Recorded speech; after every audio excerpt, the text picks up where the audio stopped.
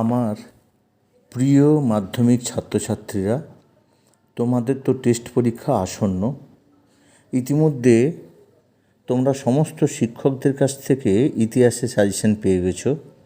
আজকে আমি তোমাদের ইতিহাসের 4 নম্বর এবং 8 নম্বরের প্রশ্নগুলো দিলাম। প্রত্যেকটা অধ্যায় ধরে ধরে প্রশ্নগুলো আমি তৈরি করেছি, আর প্রশ্নগুলোকে আমি এমনভাবে তৈরি করেছি যে এর বাইরে কোনো প্রশ্ন আসবে না। তোমাদের ভালো রেজাল্টের জন্য আমার এই প্রচেষ্টা।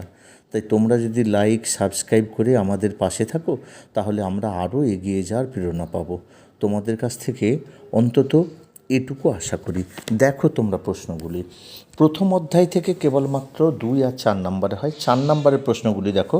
ইতিহাসের তথ্য সংগ্রহে ইন্টারনেটের ব্যবহারের সুবিধা ও অসুবিধা কী? 2, স্মৃতিচারণা অথবা আত্মজীবনী। স্মৃতিচারণা অথবা আত্মজীবনীকে কিভাবে আধুনিক ভারতের ইতিহাস চর্চার উপাদানরূপে ব্যবহার করা হয়? 3, নারী ইতিহাসের উপর একটি টিকা লেখো।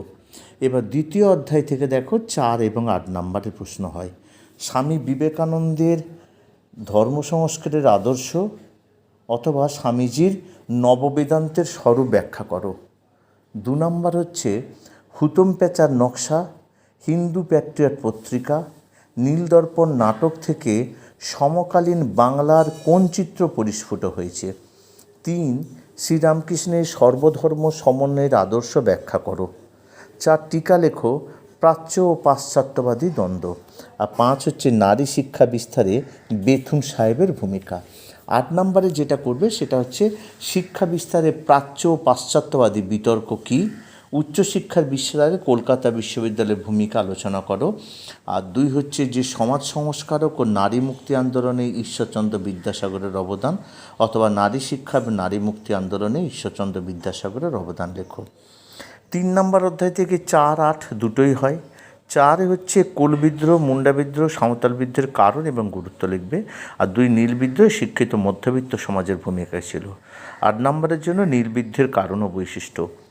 4র্থ অধ্যায় থেকে 4 আর 8 দুটোই হয়। 4 নম্বরে হচ্ছে 1, মহাবিদ্রোহের প্রতি শিক্ষিত বাঙালি সমাজের মনোভাব কী ছিল? 2, 1857 মহাবিদ্রোহকে কি সামন্ত শ্রেণীর বিদ্রোহ বলা যায়? 3, হিন্দু মেলা গঠনের উদ্দেশ্য কী ছিল, বা জাতীয়তাবাদের প্রসারে হিন্দু মেলার ভূমিকা লেখো। 4 হচ্ছে বঙ্গভঙ্গ প্রকাশিকা সভাকে প্রথম রাজনৈতিক প্রতিষ্ঠান বলা হয় কেন? 5, গোড়া উপন্যাসে রবীন্দ্রনাথের স্বদেশ ভাবনার পরিচয় দাও। আর 8 নম্বরের জন্য হচ্ছে 1857 কি মহাবিদ্রোহ প্রকৃত চরিত্র বিশ্লেষণ করো। মহাবিদ্রোহকে কি ভারতের প্রথম স্বাধীনতা যুদ্ধ বলা যায়? তোমার উত্তরে সপক্ষে যুক্তি দাও। আর 2 হচ্ছে 19 শতকে রেখায় এবং লেখায় কিভাবে জাতীয়তাবাদের বিকাশ ঘটেছিল, অথবা 19 শতকে রেখায় এবং লেখায় জাতীয়তাবাদের বিকাশ ঘটেছিল উক্তিটি আনন্দমঠ উপন্যাস এবং ভারতমাতা চিত্রের প্রেক্ষিতে ব্যাখ্যা করো। এবার 5ম অধ্যায় থেকে 4 আর 8 দুটোই হয়। 4 নম্বরে হচ্ছে ছাপা বইয়ের সঙ্গে শিক্ষা বিস্তারের সম্পর্ক বিশ্লেষণ করো। 2, কারিগরি শিক্ষার বিকাশে বেঙ্গল টেকনিক্যাল ইনস্টিটিউটের ভূমিকা কী ছিল? আর 8 হচ্ছে বাংলায় কারিগরি শিক্ষার বিকাশ সম্পর্কে আলোচনা করো। আর 2 নম্বর হচ্ছে রবীন্দ্রনাথ ঠাকুরের শিক্ষা চিন্তা ও শান্তিনিকেতন ভাবনার সংক্ষিপ্ত পরিচয় দাও, বা মানুষ প্রকৃতি ও শিক্ষার সমন্বয় বিষয়ে রবীন্দ্রনাথ ঠাকুরের চিন্তার সংক্ষিপ্ত পরিচয় দাও। এবার 6ষ্ঠ অধ্যায় হচ্ছে 4 এবং 8। 4 নম্বরে হচ্ছে ভারত ছাড়ো আন্দোলনে এবং বঙ্গভঙ্গ বিরোধী আন্দোলনে শ্রমিক শ্রেণীর ভূমিকা কী ছিল?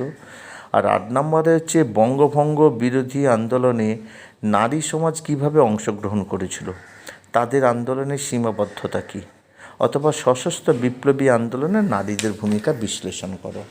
এবার হচ্ছে যে 7ম অধ্যায় থেকে 4 এবং 8 দুটোই আসে, কিন্তু আমি এখানে ওই 4 ও 8 মিলিয়ে প্রশ্নটা করেছি। এটা 4ও আসতে পারে, 8ও আসতে পারে। যেমন ভারত ছাড়ো আন্দোলনে ছাত্র সমাজ এবং নারী সমাজের ভূমিকা। আর 2, দলিত রাজনীতি বলতে কী বোঝো? দলিত অধিকার বিষয়ে গান্ধী আম্বেদকর বিতর্ক, অথবা বাংলায় নমশূদ্র আন্দোলনের সংক্ষিপ্ত পরিচয় দাও। এটা 4 এবং 8 দুটোই আসতে পারে। 8ম অধ্যায় থেকে শুধুমাত্র 4 নম্বরে আসে, এখানে 8 নম্বর আসে না। স্বাধীন দেখো 8ম অধ্যায়ে 1, স্বাধীন ভারত সরকার উদ্বাস্তু সমস্যার সমাধানে কী ধরনের উদ্যোগ নিয়েছিলেন, অথবা উদ্বাস্তু সমস্যাকে কীভাবে এই সমস্যার সমাধান করা হয়। 2 হায়দ্রাবাদ ও কাশ্মীর কীভাবে ভারতভুক্ত হয়। 3 স্বাধীনতার পর ভাষার ভিত্তিতে ভারত কীভাবে পুনর্গঠিত হয়েছিল। আজ এই পর্যন্ত। যদি ভিডিওটি ভালো লেগে থাকে তাহলে অবশ্যই লাইক করবে, কমেন্ট করবে আর সাবস্ক্রাইব করতে ভুলবে না, কারণ সাবস্ক্রাইব করে থাকলে তোমাদের আর বাকি যে সাজেশানগুলো দেবো বা নোটস দেবো বা অন্য কোনো কিছু দেবো, সেই সমস্ত কিছু তোমরা কিন্তু প্রথম পেয়ে যাবে। আবার দেখা হবে পরবর্তী কোনো ভিডিওতে।